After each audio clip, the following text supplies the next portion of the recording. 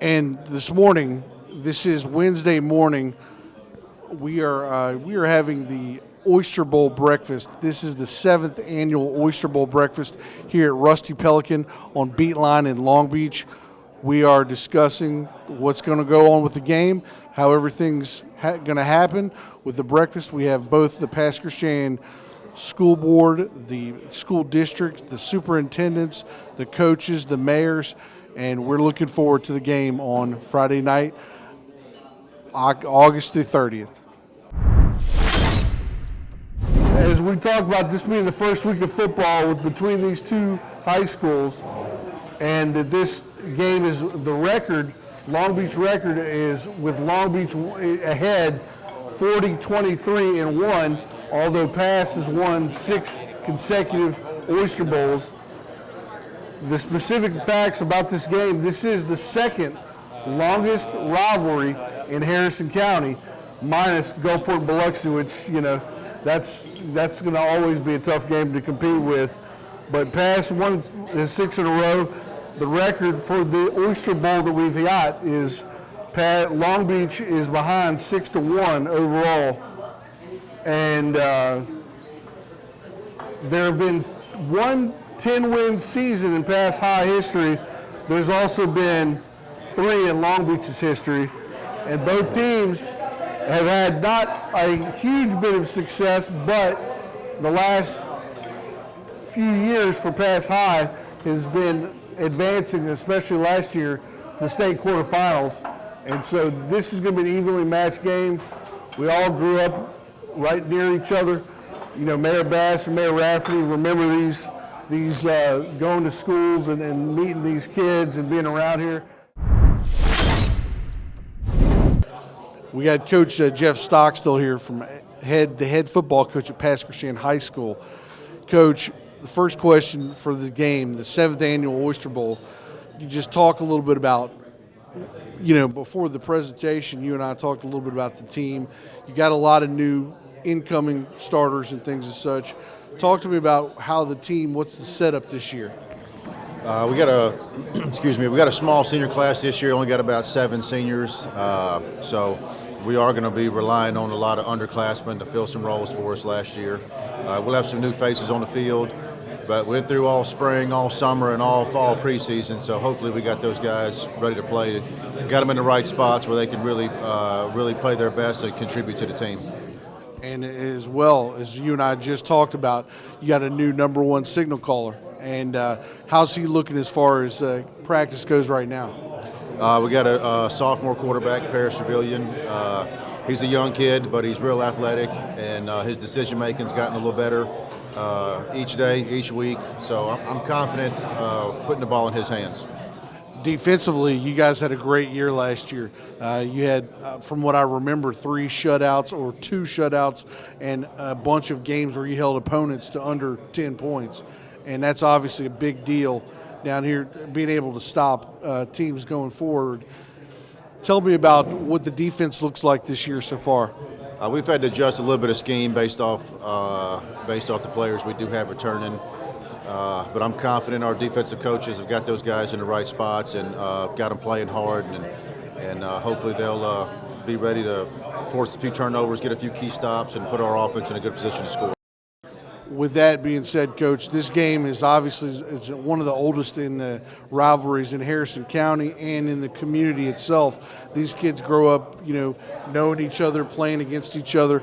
Tell me about what this fellowship means between you and Coach Massey. High school football, small town rivals in high school is the epitome of high school football. I mean, you get this all over the state, all over the nation. Games like this hit a little different. They mean a little more. It's good to, you know, it's good to get out there and practice, knowing you got a rivalry game that week, and just see the guys. You know, it means a little more to them. The practice got a little more energy to it, and it's always good to, you know, coach against guys like Massey. You know, he's going to have his guys ready to play. It's going to be a tough ball game. You know, like I said, hopefully we'll play well, and we just need one more point. Thank you, Coach. Thank you. Appreciate it. All right. Okay, We've got the Long Beach High School head football coach, Jacob Massey, as we just talked with the Pasco Shan head football coach, Jeff Stockstill. Tell us about your team. If you got some new, I thought you lost just only a few kids, but just tell us about what the matchup this year is, who you have on the roster, and all the rest. Yeah, we got a lot of experience back from last year's team.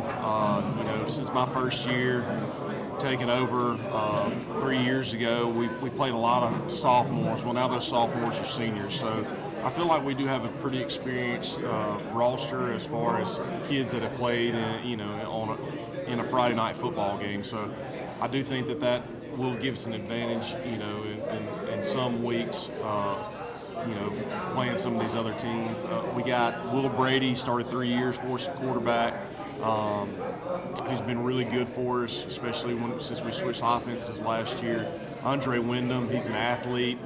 He's going to play wide receiver, some tailback, some safety, some outside linebacker. We're just going to kind of move them around as we see fit. S.J. Valentine, who's going to play outside linebacker and safety and wide out for us. And we've got Jaden Scott, who's going to play some wide out and some safety for us. So we feel really good about our nucleus of talent. And so we're just excited for the Oyster Bowl Friday night. One of the guys that you didn't mention, but I know he turned it on for you guys last year, was Junior Brown. Yeah. And there's a reason I don't mention him. I want to try to keep him under the radar as best I can. I understand, but as far as that goes, with your ground attack, offensive attack, where do you guys stand? Where do you feel like you're coming through it in practice? Yeah, I mean, obviously, I don't think that's going to be any secret. I mean, me and Coach Stock still over there talking that, everybody's going to know we're going to get Junior Brown football. And, I mean, at the end of the day, that's what makes a good football coach. You got to know who your players are. So, we're going to try to get him the ball as many times, but, we don't have to turn around and hand it to him, 30, 40 times a game. We're going to try to spread the wealth and get it to some of our other really good athletes and, just make sure that Junior doesn't have to bear that load all night. Exactly, Coach. As far as what I talked with Coach Stockstill, too, it was a little bit about defense. Where are you guys sitting at on defense? I know defensively the last few years you've had a little bit of struggle on that, but just talk to me about where you think you guys are at this year on defense. Well, I think the biggest thing is we've got so much more experience on that side of the ball this year. We played some sophomores last year. Now they're juniors.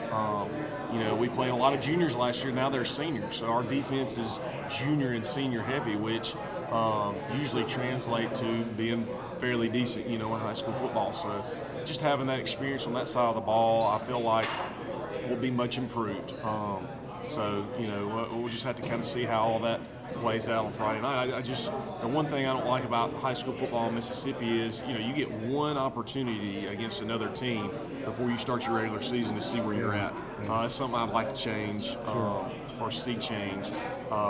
It's just hard to judge right now just where we're at because we've been going against, ourselves. Exactly. Coach, and I left Coach Stockstill with this question. You guys are playing against each other, yourself and Coach Stockstill, which I know you guys have known each other for a little while. And this rivalry has been going on for years. Yeah. These kids grew up together playing against each other. Where do you think this game falls around the community, and where does it go with you guys? Well, I mean, the biggest thing is, we're in Mississippi, so football's king. I mean, it's the biggest sport in the state. Yeah. It's what everybody, loves to watch. But it's also kind of indicative on how your school year is going to go. So, it's the very first sport. It's the very first thing that goes on. And if you have a really good football season, or you feel like you're having a good football season, it seems like that school year's, a lot easier. So, to open your season with a huge rivalry game, it gets the community excited. Our kids are excited, and I'm speaking about the students and our kids on the football team. And just the way that this rivalry is done is what makes it so special. I mean, we sit here and have breakfast together. Me and the assistant coach are sitting right there by ourselves. We sit there and talk a little ball. We don't kind of get into all the fanfare there. Sure. But it's just a really neat deal. So I'm proud to be a part of it and excited about it. Coach, thank you very much. I appreciate it. And as we close out here, the 7th Annual Oyster Bowl, and actually the 65th Annual Oyster Bowl, with Long Beach's 100th football season this year. Pascal Shannon's 94th. Thank you.